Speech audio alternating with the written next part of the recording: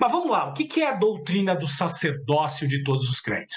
Vamos lembrar que a cosmovisão cristã hoje, o entendimento, nos mostra que essa contribuição de Lutero para esse entendimento da igreja e da doutrina da igreja protestante é essa doutrina. Por quê? Porque nenhum outro elemento desse ensino de Lutero é tão mal compreendido como é.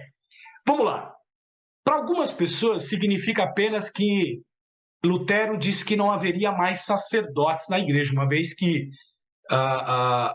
alguns daqueles da igreja católica medieval fizeram mau uso, né? Nós tínhamos casos de simonia, que era a venda desses títulos de bispo para crianças, e esses homens não eram cristãos, de fato, eles exerciam um título eclesiástico, mas viviam pelo poder, pela política que a igreja tinha na época.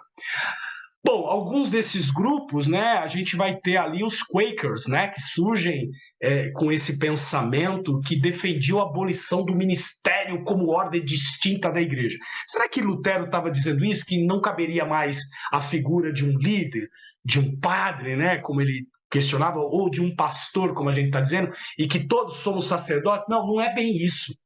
Muito pelo contrário, ele tinha um zelo com essas figuras e os ofícios da igreja, né? Mas o que é o sacerdócio de todos os cristãos? Significa que cada cristão é sacerdote, ou seja, ele possui o direito, dentro de ser um sacerdote para outras pessoas e se colocar um ao outro. Então, uma frase muito comum era: todo cristão é sacerdote de alguém, e somos todos sacerdotes um dos outros. Então, essa relação que a gente tem de não temos mais intermediários. Sim. E aí, isso é muito legal. Percebe? Eu não estou aqui falando mal da figura do pastor, da figura do líder da igreja. Muito pelo contrário, a igreja precisa desses ofícios, uma vez que o Novo Testamento fala que quem derramou esses dons para a igreja, para a edificação mútua dos cristãos, é o próprio Deus, é o próprio Senhor, é o Espírito Santo, Deus e Espírito Santo que trabalha isso. Então, é importantíssimo. Imagina, eu tenho um zelo por aquilo que Paulo trata em Timóteo, em Tito, sobre os atributos, né, sobre as marcas de um presbítero, e isso a gente precisa ter muito zelo. Mas isso não me coloca num pé de posicionamento especial diante de Deus, como era visto pela Igreja Católica. Então, a Igreja Católica ela tinha o clero, que cuidava das coisas de Deus, responsáveis por toda essa questão, e tinha os leigos, né, que eram pessoas que viviam a sua vida comum. E essa divisão tradicional que a Igreja medieval vivenciou foi exatamente isso que Lutero e todos os reformadores visaram exatamente acabar, parar com essa ideia de intermediários. Hoje a gente vive muito isso no meio pentecostal, né? O pentecostal ungidão. E aí parece que a gente precisa da oração daquele irmão, porque a oração dele é mais forte. E aí ele é mais espiritual, porque ele tem uma vida de virtudes espirituais mais claras. E aí a gente vê sacrifícios espirituais. Chega a ver na televisão aqueles que vão ajoelhados subindo ao monte com os pedidos escritos dos irmãos da sua igreja. Aí eles vão lá, pegam lá 2 litros de óleo, jogam, botam fogo e apresentam para Deus como se fosse um sacerdote do Antigo Testamento. Meu irmão, em Cristo Jesus acabou tudo isso. Ele é o nosso sacerdote. A Bíblia diz bem clara, o véu foi rasgado. O que nos separava de Deus era o santo dos santos. E quem tinha acesso era só o sacerdote judeu. Mas em Cristo Jesus, ele pagou o preço para que eu e você, no nome dele, pudéssemos entrar. Então eu posso, como sacerdote, orar pela vida do meu irmão Rafael, apresentando ele a Deus. E ele, a mesma coisa. Mas peraí, o Rafael... Mas peraí, pastor, você não é pastor? O Rafael, peraí, não pode orar. Quem disse que não? Quem disse que eu sou melhor do que ele?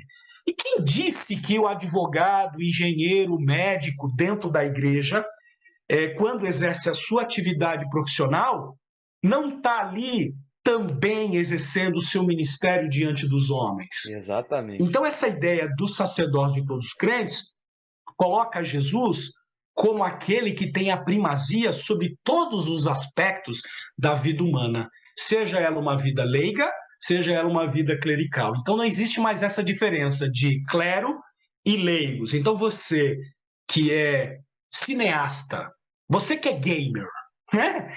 Você que é youtuber, você que é influencer nas profissões do momento, você que é um cientista de dados, você que é um engenheiro, um advogado, para falar das profissões mais tradicionais, um jornalista, você não é diferente quando entrega o teu trabalho de mim, enquanto eu estou na igreja. Claro que o meu ofício para a igreja foi o Senhor quem deu. E eu não estou aqui minimizando ele, mas perante Deus somos iguais nesse sentido. E tudo que nós fazemos, aí eu lembro vocês que vida cristã é integralidade de vida. Sim, meu irmão, você é crente aí nas tuas férias de Ano Novo, aí na praia, com a sua bermuda, com a sua sunga e a maneira como você se porta. Sim, minha irmã, você é cristã na piscina do teu condomínio. Você é cristã quando você sai com o seu marido, com o seu namorado, para comer num restaurante, para ir num barzinho, seja lá o lugar que você possa ir, de acordo com a igreja que você vai, eu não vou entrar aqui no mérito. Sim, você é cristão quando você vai ao cinema. Sim, você é cristão quando você escreve um livro que necessariamente não é gospel. Você é cristão quando você escreve uma música, uma poesia, contando as coisas da vida, e não é um hino gospel. Sim, você é cristão quando você trabalha, seja lá com o que for, sendo lícito, e entrega o produto do seu trabalho a Deus. E é isso que a doutrina do sacerdote de todos os crentes tem como resultado final.